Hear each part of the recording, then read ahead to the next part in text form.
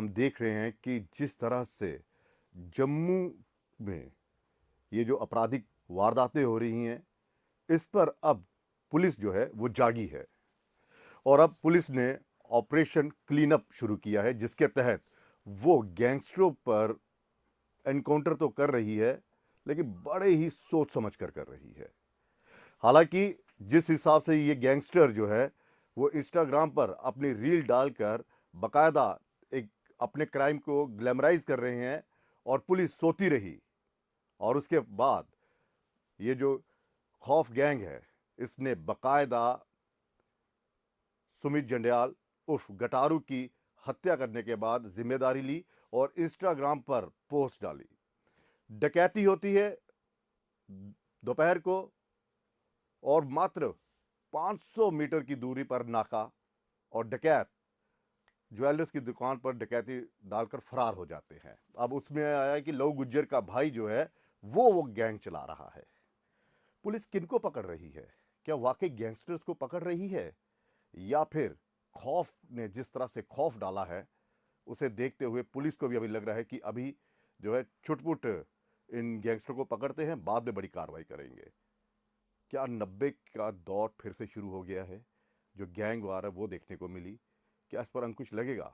इस पर बातचीत करने के लिए हमारे साथ दिनेश सर हैं, वरिष्ठ पत्रकार। इन्हीं से बातचीत करेंगे क्योंकि इन्हें बहुत तजुर्बा है और कई क्राइम इन्होंने जो रिपोर्ट्स की हैं, इनसे हम बातचीत करेंगे। क्या इससे पहले भी इस तरह के जो हमले थे वो होते थे, और पुलिस पर किस तरह से ये जो हमले हैं वो पुलिस किस तरह से इस पर अंकुश लगाएगी? सर, स्वागत है आपका। सर, आप खुद एक पत्रकार है और किस तरह से आप देखते हैं, क्या आप इतनी बेबस पुलिस थी इससे पहले जो अब देखने को मिल रही है? क्योंकि जो आपराधिक इसमें शामिल हैं, जो अपराध में शामिल हैं, बड़े बड़े गैंगस्टर जो हैं, उनके छुटपुट जो बंदे हैं वो पुलिस पर फायर कर देते हैं।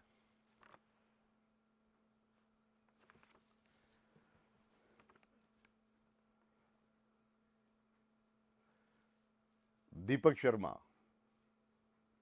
जी।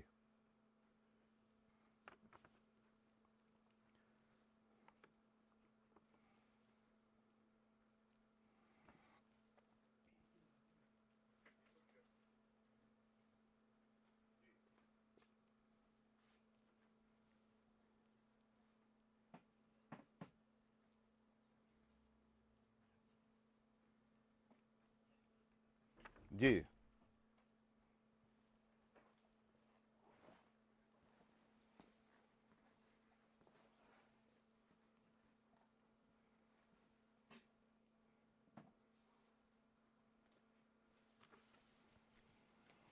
हम्म।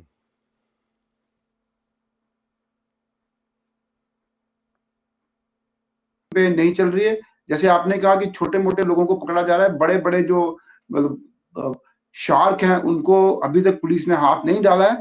तो ये पुलिस जाने, पुलिस ऐसा क्यों सॉफ्ट एटीट्यूड अपना रही है गैंगस्टर के प्रति? मुझे लगता है अगर ऐसा सॉफ्ट एटीट्यूड रहा तो इन गैंगस्टर को एंटी नेशनल फोर्सेस यूज भी कर सकती हैं एंटी नेशनल एक्टिविटीज के लिए भी। लेकिन सर, सवाल फिर वही, आतंकी तो जम्मू कश्मीर पुलिस से डर रहे हैं, लेकिन ये गैंगस्टर जो हैं वो इस तरह से पुलिस को चुनौती दे रहे हैं कि जैसे कि इनको खौफ ही नहीं रहा इस खाकी का। और जो आपने कहा कि दीपक शर्मा जिस तरह से वहाँ शुन्नू को पकड़ने गया और वो उसमें शहीद हो गया, हालांकि उसको भी ढेर कर दिया। लेकिन सवाल ये है कि इन गैंगस्टर्स की इतनी हिम्मत कि इंस्टाग्राम पर अपनी पोस्ट डालते हैं। आप देखिए, जब अक्षय शर्मा का हत्या की तो बकायदा इस गैंग ने, खौफ गैंग ने वीडियो डालकर उसका पूरा क्रेडिट लिया और पुलिस को चुनौती दी। ये मैं कह रहा हूँ ना ललित जी कि मैं कुछ ब्लंटली बात करूं, मुझे नहीं, लगता है बिल्कुल कि ये शायद होनी चाहिए पुलिस के लिए तो एक बड़ी बड़ी चुनौती है ना। अगर हम खुलकर नहीं बोलेंगे तो कौन पुलिस को आईना दिखाएगा? ये नक्सस डेफिनेटली है, क्योंकि इसमें बड़ा पैसा बड़ा इन्वॉल्व है। अगर आजकल आप गैंगस्टर की बात करें, जैसे जो अभी मैंने भी अपने इतिहास में कभी कभी अपनी जिंदगी में कभी देखा नहीं कि रामगढ़, विजयपुर इस साइड कभी गैंगस्टर हो। ये शरीफ लोग यहाँ रहते थे, लेकिन जब से रिंग रोड बनी है एम्स बना है, वहां जमीनों के भाव आसमान छू रहे हैं। सारी लड़ाई जो है पैसे की लड़ाई है। एक land mafia with the nexus of कुछ पुलिस ऑफिसर्स, पुलिस अधिकारी इन्वॉल्व हैं। इन सब की इन्वॉल्वमेंट के साथ ये माफिया चल रहा है। अब इस लैंड माफिया और ड्रग माफिया सब मिलके ये सारे गैंग चला रहे हैं। और पुलिस की मिली भगत तो डेफिनेटली है। पुलिस की मिली भगत के बगैर आप देखिए, अगर जीवल चौक जैसे मतलब एवर बिजी इलाके में अगर आप शरेआम किसी को गोली मारते हो, इट मीन्स कि आपको पुलिस का डर ही नहीं है। आप डरते नहीं कि पुलिस ना, लॉ इन्फोर्सिंग एजेंसी या लॉ जितनी पुलिस है, आप खाकी से डर नहीं रहे। अगर खाकी का डर नहीं रहा, जैसे आपने ग्रेटर कैलाश में जो डकैती देखी, जम्मू शहर में ऐसे कभी इंसिडेंट हुए नहीं। मतलब शरेआम आप शहर के बीच में, चौक के और बीच में स्थित दुकान वो में भी सर हथियार उस समय जम्मू में आ गए, ये गैर कानूनी हथियार जिनके लाइसेंस नहीं है वो जम्मू में आ गए जब 26 जनवरी की परेड नजदीक थी। बिल्कुल बिल्कुल, मतलब और वो स्टेडियम के स्टेडियम बिल्कुल बिल्कुल नजदीक साथ से। ही है, वो साथ ही है यहाँ पर गटारू को जहाँ पर ढेर किया। वही मैं कह रहा हूँ, स्टेडियम के बिल्कुल नजदीक। देखिए ललित जी, पहले भी गैंगस्टर रहे, लेकिन वो उनकी अपनी आपस में राइवलरी थी। एक दूसरे की किलिंग होती थी, जहाँ कोई गोली चलती थी, किसी को मारा जाता था, लेकिन डाके नहीं पड़ते थे जम्मू शहर में कभी। ये तो डाके जो अब ग्रेटर कैलाश वाला जो एपिसोड हुआ है, बड़ा आई ओपनर है। यही एपिसोड नहीं है, जो पूरे आउटस्कर्ट्स में बड़े इंसिडेंट ऐसे हो रहे हैं जहां पे लोगों के घरों में जबरदस्ती छीना झपटी की जा रही है। और ये आई ओपनर है जम्मू कश्मीर पुलिस के लिए कि पुलिस को सारा फोकस अब जो जितने भी गैंग है इनको खत्म करने के लिए करना चाहिए। अदरवाइज यहाँ पे सिचुएशन बड़ी खराब हो जाएगी। नहीं सोचिए उस पुलिस से क्या उम्मीद की जा सकती है जिस पुलिस पर हफ्ता पहले एक गैंग का सदस्य पुलिस पर फायर करता है और पुलिस उसको वहां पर की मतलब ढेर करने की बजाय उसकी टांग पे गोली मारती है। मुझे लगता है कि जो पुलिस के हायर अप है उनको पहले पूरा इन्वेस्टिगेट करना चाहिए कि जितने भी जो ये माफियाज हैं, चाहे वो लैंड माफिया है चाहे ड्रग माफिया है, इसमें डायरेक्टली और इनडायरेक्टली पुलिस के कितने अधिकारी शामिल हैं, पुलिस के कितने लोग इन्वॉल्व हैं। जब तक इन ब्लैक शीप को आप बाहर नहीं करोगे, तब तक गैंगस्टर के ऊपर नकेल नहीं लग सकती। जो पुलिस की इन्वॉल्वमेंट, जो पुलिस लोगों, पुलिस कर्मचारियों की इन्वॉल्वमेंट है, जब तक उनको एक्सपोज नहीं किया जाएगा तब तक ये इस पे लगाम नहीं लगेगी। ये एक कॉस्मेटिक एक्सरसाइज का कोई फायदा नहीं। जी हमारे साथ सुदर्शन मेहता जी जुड़ चुके हैं, रिटायर्ड डीएसपी। सर आप भी पुलिस में यहाँ पर सेवाएं दे चुके हैं, क्या इतने हौसले बुलंद हुए कभी गैंगस्टर्स के कि पुलिस पर ही हमला कर दे? चलिए आतंकियों के साथ मुठभेड़ में वो करते हैं और कई हमारे जवान शहीद भी हुए हैं, लेकिन गैंगस्टर्स की इतनी हिम्मत कि पुलिस पर हमले, मतलब डर नाम की कोई चीज ही नहीं।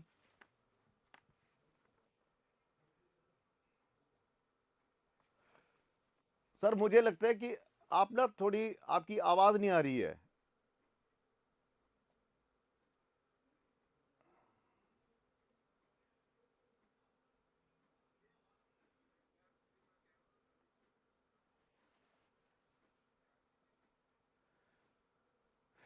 आप ना अपने उसका स्पीकर ऑन कर लीजिए, इसको निकाल दीजिए, आप लीड को निकाल लीजिए, आप स्पीकर ऑन कर लीजिए आप। हेलो। हाँ हाँ अब आ रही है आवाज जी। स्पीकर ही है। जी सर आ रही है आवाज। चलिए कुछ तकनीकी वो है। हाँ सर, ये जो बात मैं आपसे सर से कर रहा था, ये कि आतंकियों के हमले में ठीक है वो रिटेलिएट करते हैं क्योंकि वो जिस मकसद से आए हैं उनको हम अलग छोड़ेंगे, लेकिन गैंगस्टर जो समाज में ही रहते हैं इनकी इतनी हिम्मत। ललित जी मेरे से सवाल जी कर रहे जी हैं आप? जी जी जी जी। देखिए ललित जी, मैं जैसे पहले कहा कि अगर किसी का पेट्रोनाइज किसी को ना हो तो किसी की इतनी हिम्मत नहीं होती कि मतलब पुलिस के ऊपर गोली चलाए। जैसे आपने कहा कि जो पीएसआई दीपक शर्मा एक यंग पुलिस अफसर को शहीद बिल्कुल। कर दिया, ऐसा कभी मैंने तो जब जब तक मैं जर्नलिज्म में, मैंने कैसा कोई एपिसोड सुना ही नहीं कि किसी क्रिमिनल ने किसी पुलिस अधिकारी को गोली मार दी हो। किसी क्रिमिनल की इतनी हिम्मत होती नहीं। मतलब इतनी हिम्मत पुलिस की क्रिमिनल्स की हो गई है क्योंकि पैसा इतना इन्वॉल्व हो गया है, नक्सस है, उनको लगता है कुछ शायद कोई अधिकारी भी उनके साथ होगा। जब उनको डर नहीं रहता कि अगर हम ऐसा कर सकते हैं तो कोई हमारे को किसी ना किसी का शेल्टर मिलेगा, तो जब तक इस नेक्सस को ब्रेक नहीं किया जाता, स्पेशली अगर पुलिस के कुछ अधिकारी इसमें शामिल हैं, तो उनको जब तक एक्सपोज नहीं किया जाता, उनको साइडलाइन किया जाता, बिल्कुल तब तक इस मेनेस के खिलाफ हम इसको ये जीत नहीं सकते, पुलिस, इस ये लड़ाई जो को आप नहीं कह जीत रही है कि सकते। पुलिस का और इनका नेक्सिस है, ये तो इसी बात से समझा जा सकता है, लौ गुजर जैसे माफिया जो मादक पदार्थों का तस्करी करते हैं, चोरी वगैरह इसमें इन्वॉल्व है, कई आपराधिक मामले उस पर चल रहे हैं, उसको जब गिरफ्तार करने जाती है तो उसको पहले ही पता चल जाता है।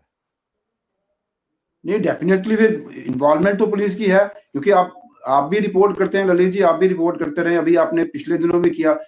जब भी पुलिस किसी ड्रग माफिया, किसी ऐसे ड्रग हॉटस्पॉट पे रेड करने जाती है, तो उनको एक तो पहले प्री इंफॉर्मेशन होती है, प्रायर इंफॉर्मेशन होती है कि हमारे ऊपर रेड होने वाली है। दूसरा, वो लोग इतना बेखौफ है, इतने उनको कोई डर नहीं, वो पुलिस पे हमला कर देते हैं। पुलिस पार्टी, कई बार आपने देखा कि हर बार पुलिस पार्टीज को खाली हाथ आना पड़ता है।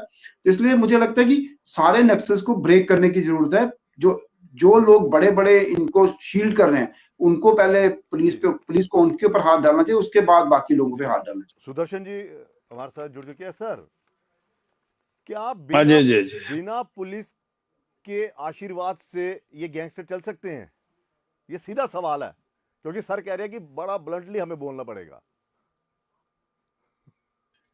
बिल्कुल नहीं चल सकते। मतलब आशीर्वाद है ना? क्लियरली मैं बोल रहा हूँ, बिल्कुल बिल्कुल बिल्कुल बिल्कुल। देखिए, मैं थोड़ा सा प्रैक्टिकली आपको बताऊंगा। जी। लैंड माफिया की तो बात हो रही है, लेकिन आप देखो पिछले 2 4 5 साल में जो सैंड माफिया है, अच्छा, एक और माफिया। सैंड माफिया मीन्स बजरी बजरी बजरी रेत, और देखो जो आम लोगों को कितनी कठिनाई हो रही है। आप समझे ना, इसमें कितनी डील हो रही है, कितना कुछ हो रहा है, और गवर्नमेंट साइलेंट है, फेल टू अंडरस्टैंड कि एक लोगों को एक रेत खरीदने के लिए, बजरी लेने के लिए, ये सैंड माफिया भी एक समय बड़ा जबरदस्त, बहुत बड़े लेवल की ये गेम चल रही है। अभी वो सैंड अब माफिया साहब दूसरा ही आपने नहीं, बोला अभी जो सैंड माफिया का भी एक गैंग बन गया हुआ है, कोई गुगली गैंग है जिसने अभी और और इसी के साथ जुड़ा था, माइनिंग और के साथ जुड़ा था। इसमें मैं थोड़ा सा बोलूंगा। 2 4 साल पहले जी। जो जो कुछ पुलिस अफसर थे, इवन मे भी डिस्ट्रिक्ट लेवल के अफसर थे, वो डिस्ट्रिक्ट को कम चलाते थे और लैंड माफिया को ज्यादा चलाते थे। अच्छा, आप समझे मेरी बात? समझ गया मैं। अब जे सांबा की बात देख लीजिए। अभी पिछले 2 साल पहले एक बहुत अच्छे ईमानदार अफसर आए सांबा में, बेनाम तोश जी। और बाकी बड़े डेडिकेटेड, बड़े कमिटेड अफसर है। अगर आपको याद होगा, अपने आंकड़े पढ़े होंगे अखबारों में, मैं भी पढ़ता रहा। उन्होंने जो ड्रग्स का माफिया था, सभी को बिल्कुल खत्म कर दिया था जी। मतलब, क्योंकि वो ना लेते थे ना देते थे। आप समझे मेरी बात? ना वो लेते थे पैसे टैची, ना देते थे। फेल टू अंडरस्टैंड ऐसे अफसरों को क्यों ट्रांसफर कर दिया? अच्छा, अगर आपने की, ये जो ट्रांसफर्स होती हैं, अगर ये भी इसके पीछे कोई खेला होता है? देखो, अब क्या करे, अब वही मैं कहता, वो अगर जो लेते नहीं थे, उन्होंने ड्रग्स खत्म कर दिया। उन्होंने कितने प्रोफेशनल लोग थे जो ड्रग्स के, मतलब जैसे लेडीज थी इसमें 3 4 13 14, बिल्कुल 50 के करीब उन्होंने सभी को मतलब ठोक दिया अंदर, मतलब प्रॉपर कानून के दायरे के अंदर। देखो, जब डिस्ट्रिक्ट एसपी मजबूत होगा, एसएचओ की क्या मजाल है? और जो आज लैक ऑफ प्रोफेशनलिज्म, जो एसएचओ है प्रोफेशनलिज्म में नहीं है, वो भी अपनी दिहाड़ी बनाते हैं। कुछ मैं पुलिस के फेवर में बात करूंगा, कुछ मैं इसके बारे में पुलिस के, क्योंकि हम पुलिस के बुराई कर रहे हैं, अच्छाई के बारे में भी बात करनी चाहिए। लीड तो आप दे रहे हैं ना, मैंने क्या बुराई की? हम तो सवाल कर रहे हैं। हाँ, ये नहीं बुराई नहीं है, ये सवाल है। ये सवाल है, आम शहरी वाले सवाल है, जो हम लोगों से बातचीत करते हैं। नहीं, ठीक कह रहे हो आप। मैं भी एक शहरी हूँ।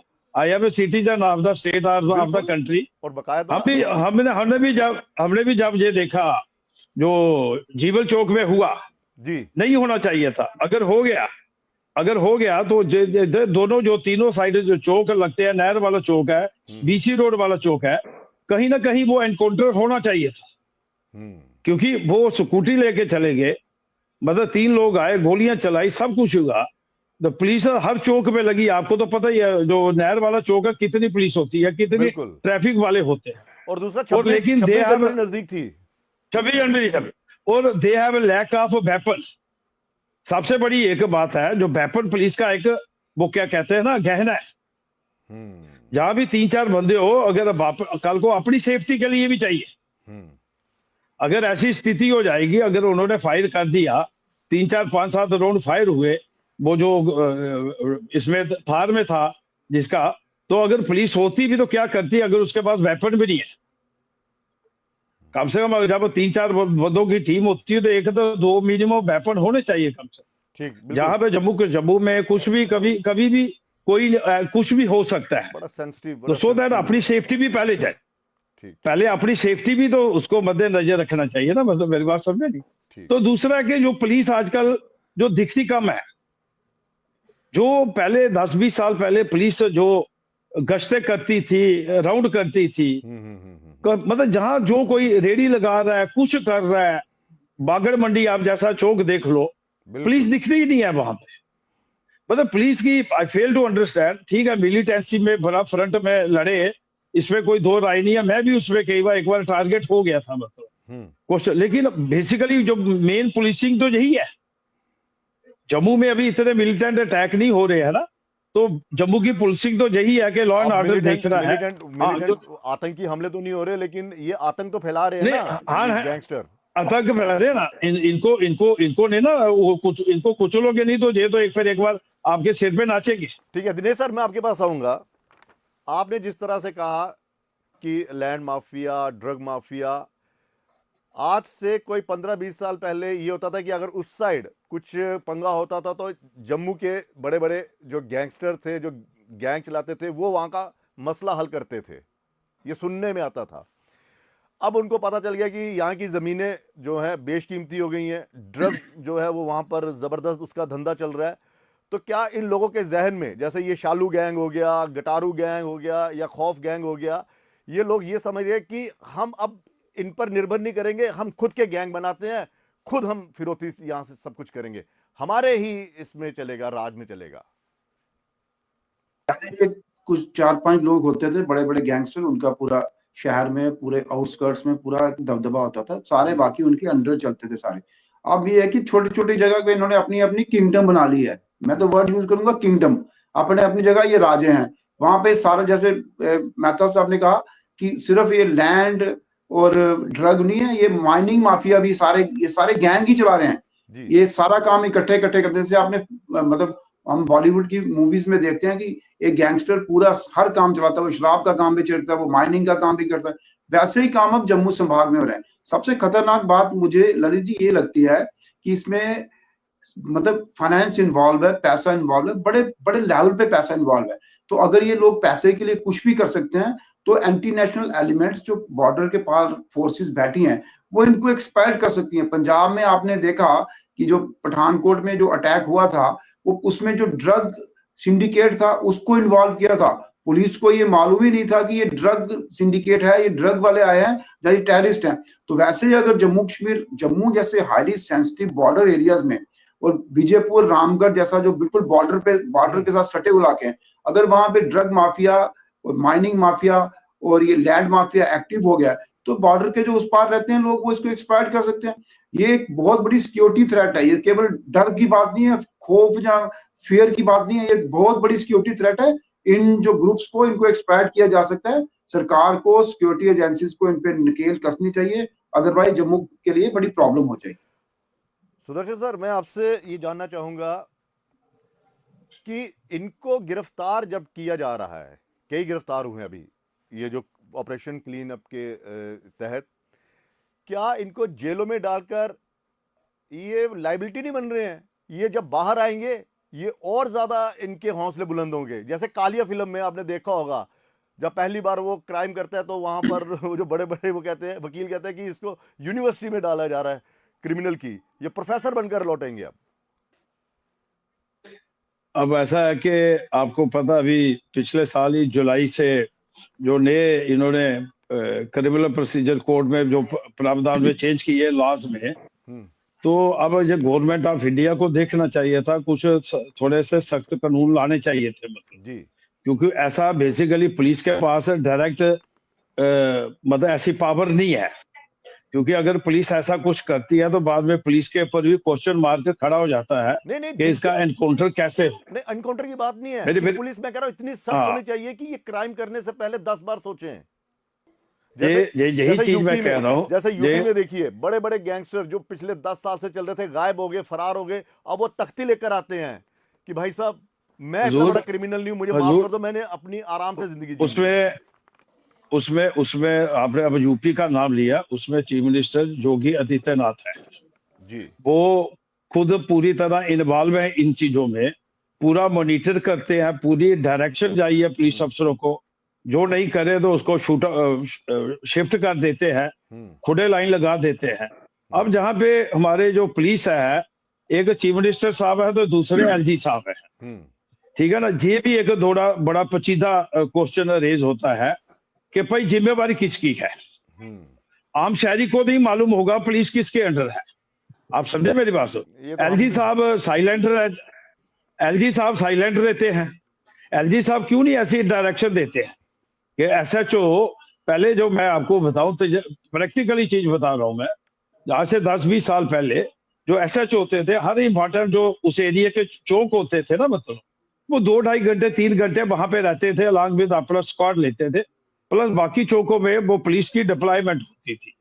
मेरा अंदाजा है कि इस समय वो जो लैक ऑफ जो डिप्लॉयमेंट है, और जो एसएचओ या एसडीपीओ है, इवन एसपी जो उस एरिया का है, वो हर अगर 2-2 3 घंटे का अगर एक एक दिन में करे, एक शाम को करे, तो क्योंकि पुलिस का जो लॉ एंड ऑर्डर का मतलब वो डंडा वो चलना चाहिए, समझाई ना। लेकिन और पुलिस जो के आजकल हम बड़े एसपी डीएसपी बड़े हम देख रहे हैं ना, उनको अपने प्रोफाइल मतलब अपने सोशल मीडिया पर फोटो डालने से फुर्सत ही नहीं मिलती है। वो बाहर नहीं निकलती है, दैट इज द प्रॉब्लम।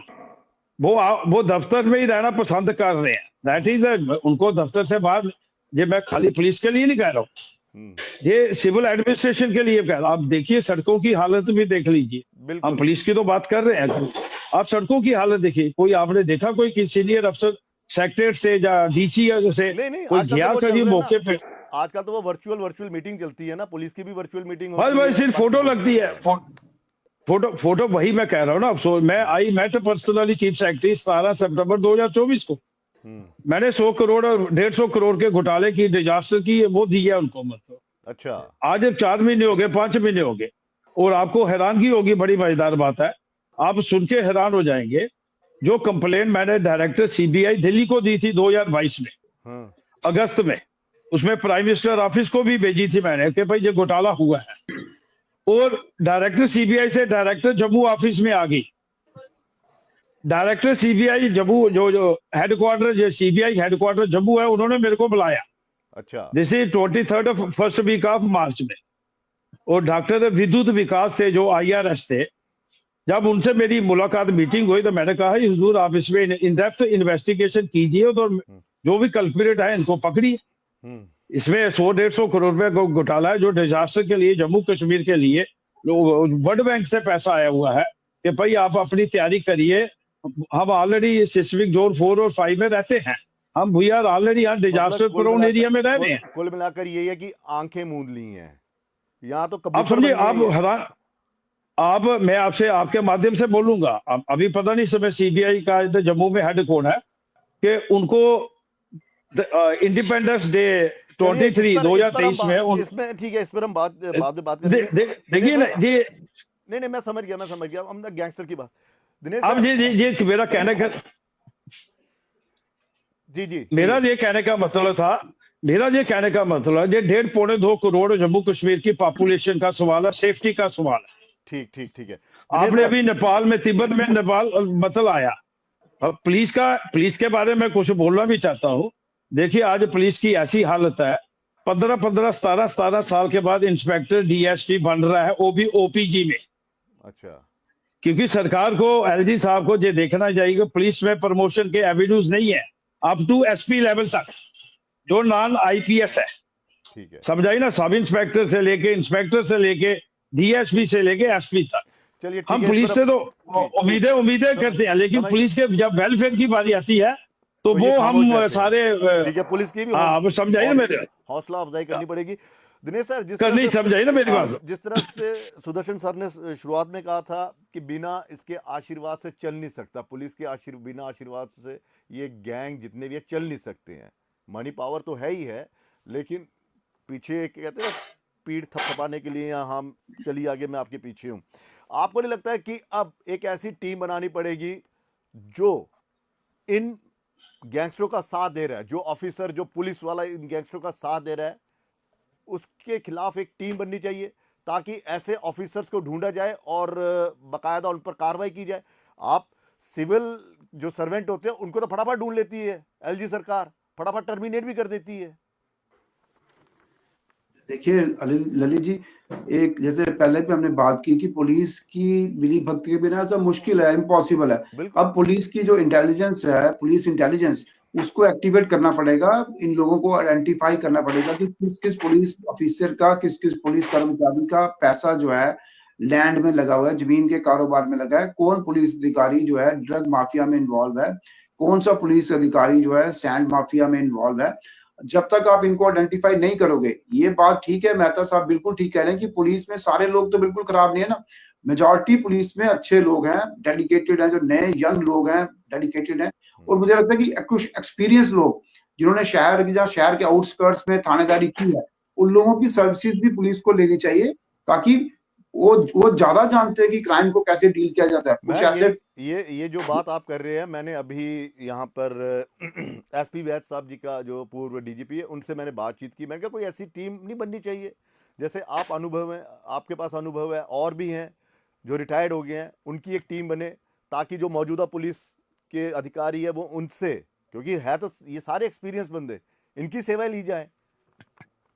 देखिए, पहले मैंने कहा कि 90s में जो गैंगस्टर थे उनको भी डील किया, उन गैंग्स को भी पुलिस ने स्मैश किया। तो जो उस समय के अधिकारी थे वो अब कुछ सर्विंग हैं, कुछ रिटायर हैं, उनकी गाइडेंस ली जा सकती है कि अभी जो क्राइम नए तरीके का जो क्रिमिनल गैंग्स आए हैं, छोटे छोटे जगह इन्होंने अपने पूरे किंगडम बना लिया है, इनको कैसे डील किया जाए, ये पुलिस को मिल बैठ के चलिए कंप्रीहेंसिव ठीक है और सर, एक स्ट्रेटजी बनाना एक पड़ेगा। आखिरी सवाल आप दोनों से।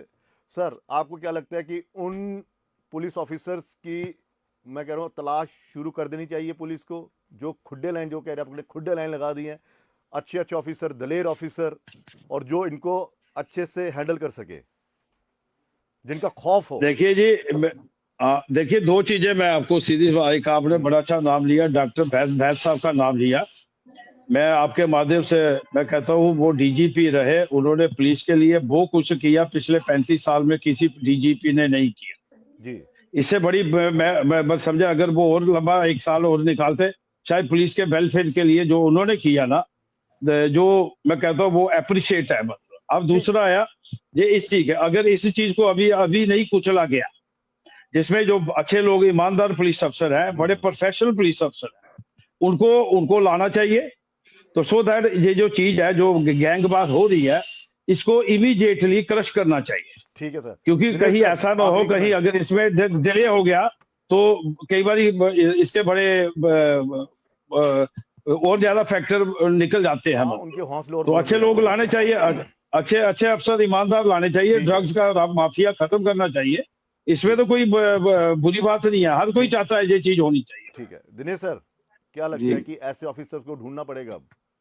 नहीं, सब कुछ सर्विंग पुलिस ऑफिसर भी हैं, कुछ रिटायर्ड पुलिस ऑफिसर भी हैं। पुलिस में मेजॉरिटी पुलिस में जो लोग हैं वो ईमानदार हैं, डेडिकेशन से काम करते हैं। चाहिए कंप्रिहेंसिव टीम, एक जैसे एंटी गुंडा स्क्वाड होता था एक टाइम, वैसी हाँ कोई कंप्रिहेंसिव एक टीम बनाई जाए, जिसका काम ही यही हो, सिर्फ वो क्रिमिनल के ऊपर, गैंगस्टर के ऊपर नजर रखे, उसको बाकी कामों से रिलीफ मतलब अलग करके, ताकि इनको कंटेन किया जा सके।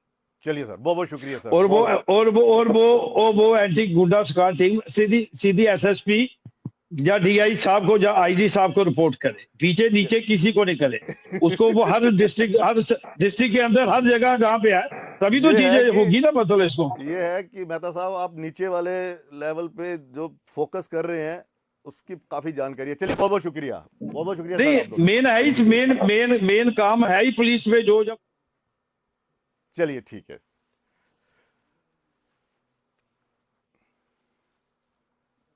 चलिए बहुत बहुत शुक्रिया।